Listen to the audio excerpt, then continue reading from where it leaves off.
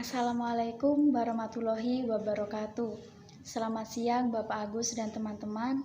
Di sini kami dari kelompok 2 ingin mempresentasikan hasil diskusi kami, yaitu teori perkembangan kognitif dan linguistik peserta didik. Berikut ini adalah anggota-anggota kelompok kami,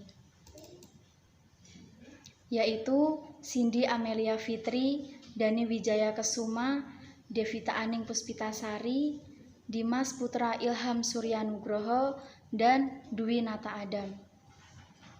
Baiklah, kami akan memulai mempresentasikan teori perkembangan kognitif dan linguistik peserta didik. Baik, saya akan menjelaskan tentang apa itu perkembangan kognitif. Perkembangan kognitif secara umum, kognitif diartikan sebagai potensi intelektual yang terdiri dari tahapan-tahapan. Tahapan yang pertama, pengetahuan, kemudian pemahaman, sintesa, penerapan, analisa, serta evaluasi. Kemudian, apa itu perkembangan kognitif? Perkembangan kognitif pada peserta didik merupakan suatu pembahasan yang cukup penting bagi pengajar maupun orang tua. Perkembangan kognitif pada anak merupakan kemampuan anak untuk berpikir lebih kompleks serta kemampuan melakukan penalaran dan pemecahan masalah yang termasuk dalam proses psikologis yang berkaitan dengan bagaimana individu mempelajari, memahami informasi, memecahkan masalah, dan memikirkan lingkungannya. Dalam memahami perkembangan kognitif, dapat dikaji dengan dua cara, yaitu dengan pendekatan tentang tahapan-tahapan, perkembangan kognitif yang dijelaskan oleh Piaget, dan dengan cara sistem pemrosesan informasi.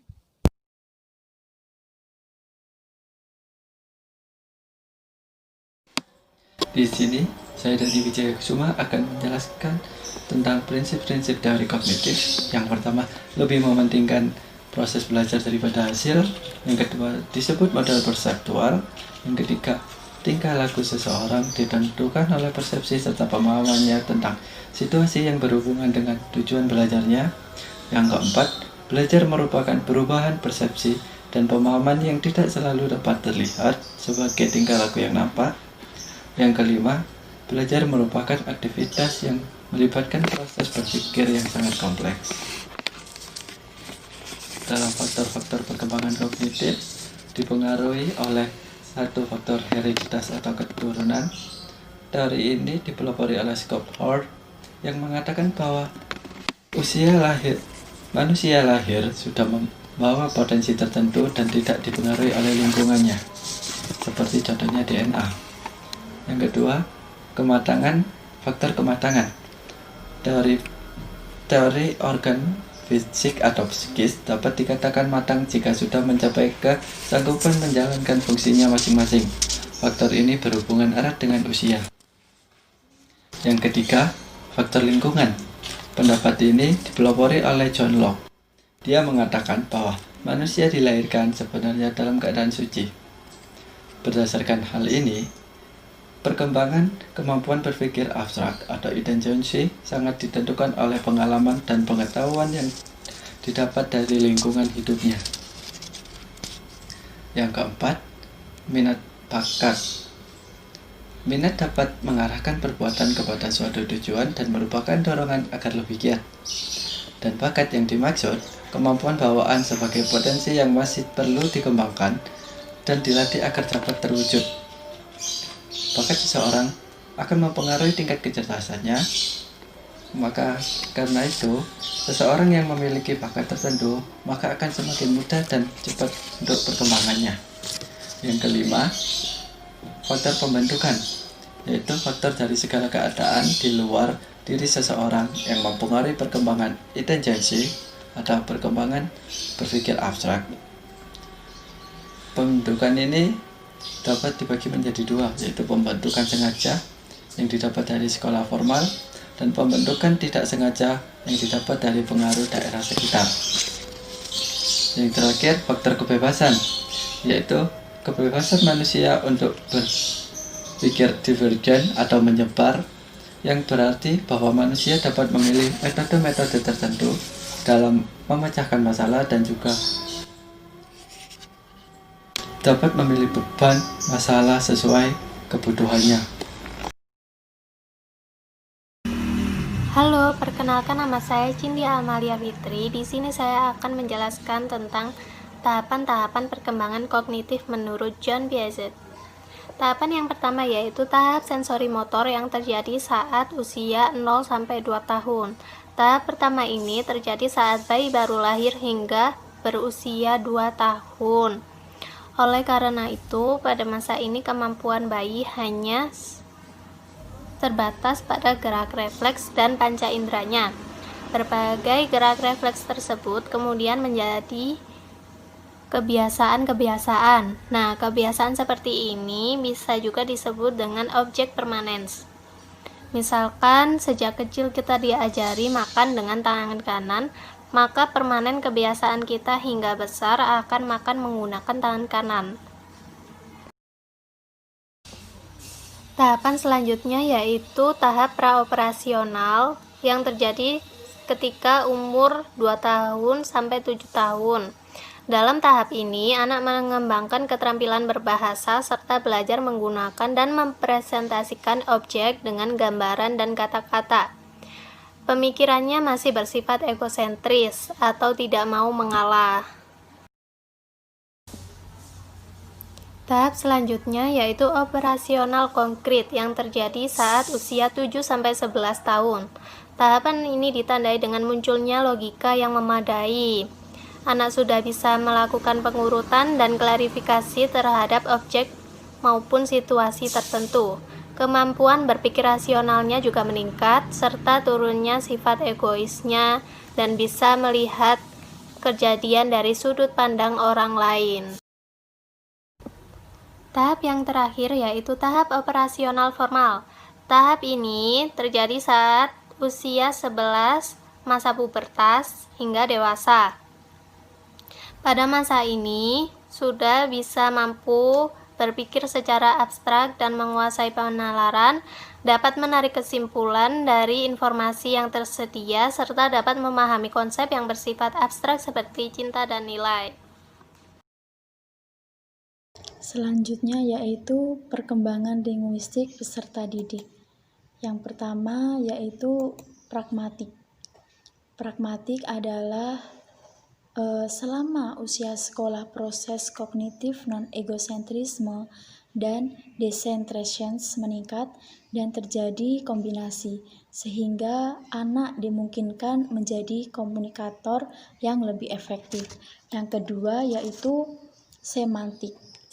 Semantik ini adalah perkembangan yang selama masa sekolah individu meningkatkan jumlah perbendaharaan kata mereka. Yang ketiga yaitu sintaksis dan morfologi. Perkembangan sintaksis adalah pengembangan bahasa pada usia sekolah atas. Pengembangan sintaksis ini yang ada dan memperoleh bentuk secara simultan.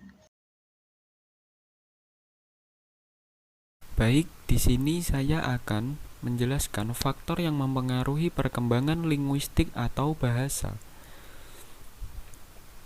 Yang pertama adalah kesehatan.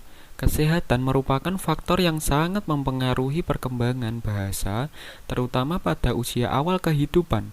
Apabila pada usia 2 tahun pertama seseorang mengalami sakit terus-menerus, maka orang tersebut cenderung akan mengalami kelambatan atau kesulitan dalam perkembangan bahasanya.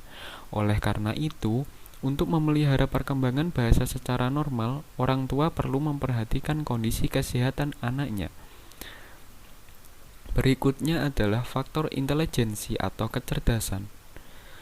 Perkembangan bahasa seseorang dapat dilihat dari tingkat intelijensinya. Seseorang yang perkembangan bahasanya cepat pada umumnya memiliki intelijensi normal atau di atas normal. Namun, tidak semua orang yang mengalami keterlambatan perkembangan bahasa pada usia awal dikategorikan sebagai orang yang bodoh. Yang ketiga adalah status sosial ekonomi. Beberapa studi tentang hubungan antara perkembangan bahasa dengan status sosial ekonomi, keluarga miskin mengalami kelambatan dalam perkembangan bahasanya dibandingkan dengan anak yang berasal dari keluarga yang lebih baik ekonominya. Kondisi ini terjadi mungkin disebabkan oleh perbedaan kecerdasan atau kesempatan belajar. Keluarga miskin diduga kurang memperhatikan perkembangan bahasa anaknya. Orang tua dari keluarga menengah ke atas diperkirakan memiliki taraf pendidikan yang cukup untuk dapat memfasilitasi perkembangan bahasa pada anak. Selanjutnya, jenis kelamin. Pada tahun pertama usia seseorang, tidak ada perbedaan dalam vokalisasi antara laki-laki dan perempuan. Namun, mulai usia 2 tahun, anak perempuan menunjukkan perkembangan yang lebih cepat dari anak laki-laki. Perbedaan perkembangan bahasa antara anak laki-laki dan anak perempuan dapat dilihat dari faktor biologis dan sosialnya. Perkembangan otak kiri pada anak perempuan lebih cepat daripada anak laki-laki. Padahal, otak ini mempunyai peran yang sangat besar dalam perkembangan bahasa. Pengaruh lingkungan sangat mendominasi, karena anak perempuan biasanya bermain boneka di rumah dengan mengajaknya bicara, disesuaikan dengan fantasi mereka.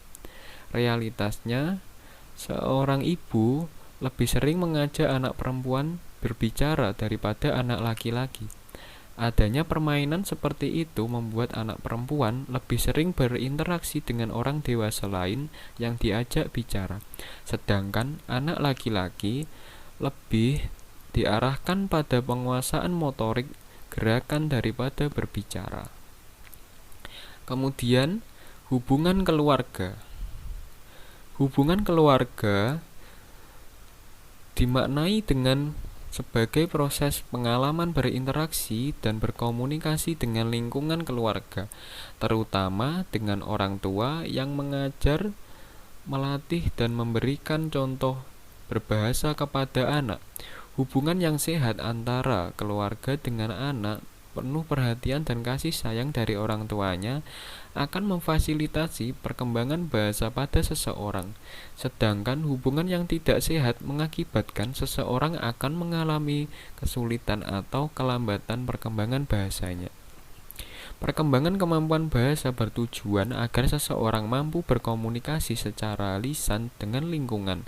Sebagaimana diketahui, fungsi bahasa adalah alat komunikasi yang dilakukan secara lisan, tulisan maupun perbuatan. Setiap orang mempunyai kesanggupan untuk menyatakan apa yang terkandung dalam pikirannya melalui bahasa. Maka menjadi kewajiban orang tua dan guru untuk melakukan berbagai usaha dalam pengembangan kemampuan berbahasa lisan yang baik dan menyampaikan bagi anak, karena bahasa itu sendiri memiliki fungsi sebagai alat untuk menyatakan diri serta memenangkan pikiran dan perasaan orang lain. Sekian dari kelompok kami. Bila ada kekurangan dan salah kata, mohon maaf. Wabillahi taufiq wal hidayah. Wassalamualaikum warahmatullahi wabarakatuh.